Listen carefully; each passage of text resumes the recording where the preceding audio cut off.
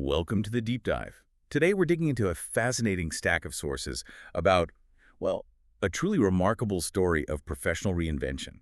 We're talking about Yuri Komuro from Japan. Yeah, this is quite the journey. It's more than just changing jobs. It's a really radical transformation. Our goal here is to unpack how someone who basically defined a very niche, very intense industry, Japanese AV idols in the late 90s managed to pivot. Right, and not just pivot, but pivot into this completely different role as a respected psychological counselor, an author, and what she calls a gender communication expert. Exactly. And the contrast is just stark, isn't it? That's the real hook for me. You have someone who, for a few intense years, was this symbol of, well, commercialized sexuality. Often very scripted sexuality, too. Right. And now her entire professional focus is on helping people build, authentic, deep communicative partnerships, real vulnerability. So tracing that path from that high spectacle world to teaching genuine connection, that's what we're digging into today. And to really get it, you have to understand where she started, the intensity of it all, personally and professionally. Okay, let's set the scene a bit. She was born July 28, 1976, grew up in Kanagawa Prefecture, and funnily enough, she was actually studying to be a travel agent. Yeah, a path she apparently found way too predictable. The sources suggest her move into the AV world back in 96 when she was 19 wasn't just random. It was almost this deliberate choice for a less ordinary life. She felt it would fundamentally change things for her.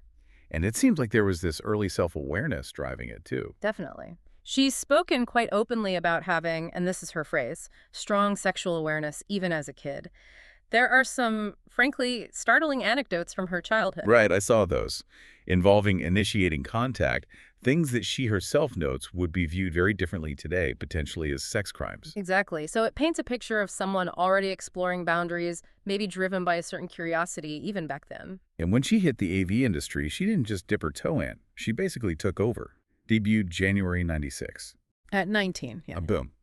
Very quickly becomes one of the absolute top stars of the late 90s. They literally called her the AV queen. And the scale was just huge. Her videos weren't just run-of-the-mill stuff either. They were known for these really conceptual, sometimes bizarre themes. Like what?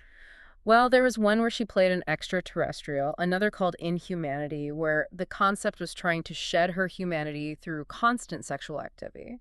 Another one just focused entirely on anal activity until she supposedly fainted. I mean, really pushing limits. Wow. Okay. And the big studios like Alice Japan, Atlas 21, they were behind these. Oh, yeah, they capitalized on her unique brand. Atlas 21 even put out a pseudo-documentary about her while she was still active, Legend of an AV Idol in '98. She was a phenomenon as it was happening. And that translates to money, I assume? Big money. Huge money. At her peak, the guarantee was yen 1,000,000 per video. That's roughly 10,000 US dollars back then. Her video. Per video. And think about the volume. Sources estimate her total works sold over 1,000,000 copies. The economic ripple effect, maybe around 6 billion yen for the industry. She wasn't just a star, she was like an economic engine. Market defining, really. Yeah. Creating capital from spectacle.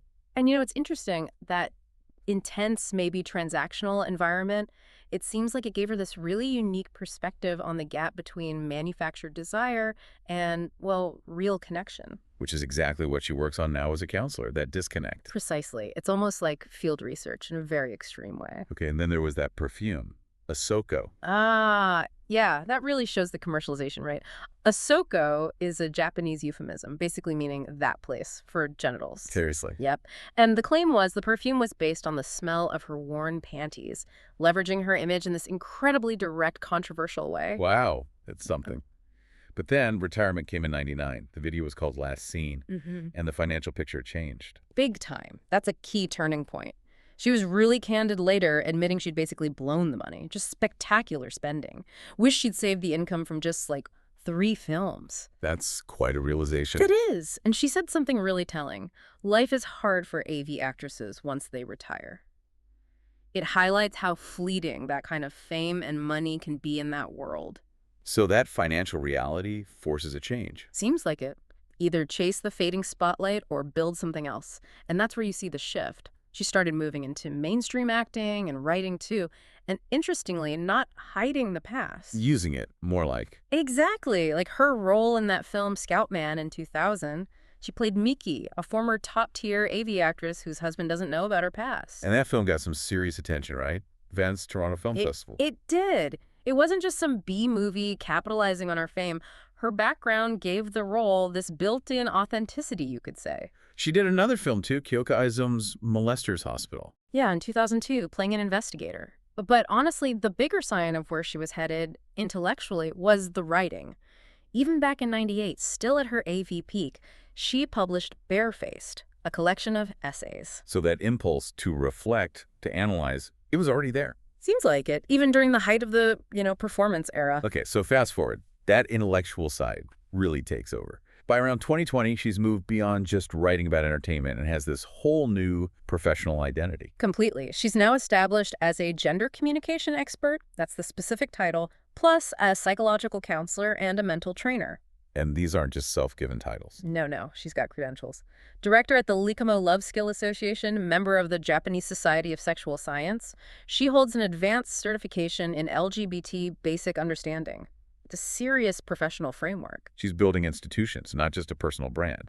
And she has this method she teaches, Love Health. That's right. It's fascinating how she seems to have synthesized everything she experienced into this practical approach. It's aimed at tackling communication breakdowns in relationships.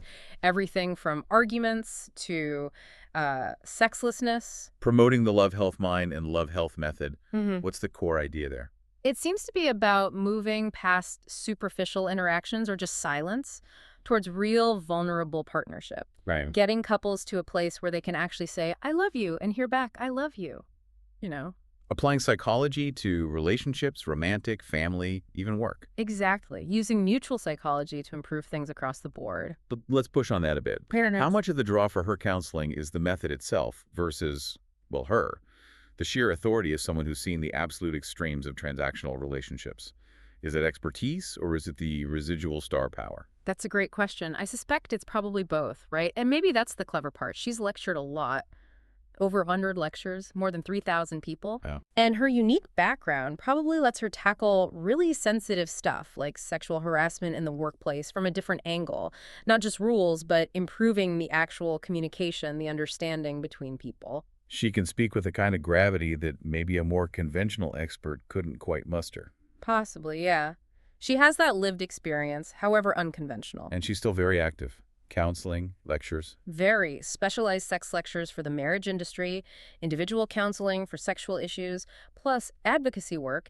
She became director of the Anti-Groping Activity Center in 2019, working on awareness campaigns, like for the anti-groping badge. So she's really committed to this communication and safety aspect now. It seems that way. And interestingly, she still keeps up other activities too. Writes columns, does radio, she's even a singer-songwriter. Did lyrics for her own singles, sang on a theme for Dragon Gate Wrestling. Huh. So it wasn't about shutting down the performer side, maybe. More like integrating it into these new constructive channels. That's how it looks, integrating the whole person, the whole complex history. It really is an incredible transformation. But there's one reflection from her that sort of ties it all together, something she said around 2006. Yeah, that's quite poignant, 7 years after retiring from AV. She said, I'm finally at the stage where I can really enjoy sex. And she explicitly contrasted that with her filming days, right? Admitting she never actually had an orgasm during a shoot. Except with a vibrator, apparently. Right. So the spectacle, the performance she was famous for selling, was completely detached from her own personal fulfillment or authentic desire. And maybe that separation, understanding it so profoundly from the inside, is the core of the value she brings now. Could be. Going from defining that high spectacle, often disconnected sexuality, to dedicating her life to teaching authentic connection. Taking that unparalleled, maybe painful understanding of desire, performance, and disconnect. And turning it into a way to help others find happiness. It's quite the arc. It really is.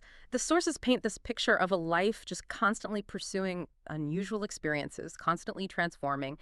And it leaves you with a question, doesn't it? If real partnership needs that vulnerability she teaches, well, what kind of life experience, even if it's controversial or extreme, makes someone a truly authoritative expert on human connection? Is expertise amplified by extremity?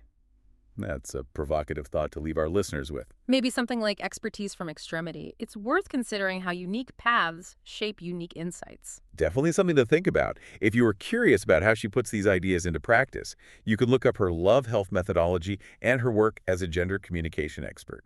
Thanks for joining us on this deep dive.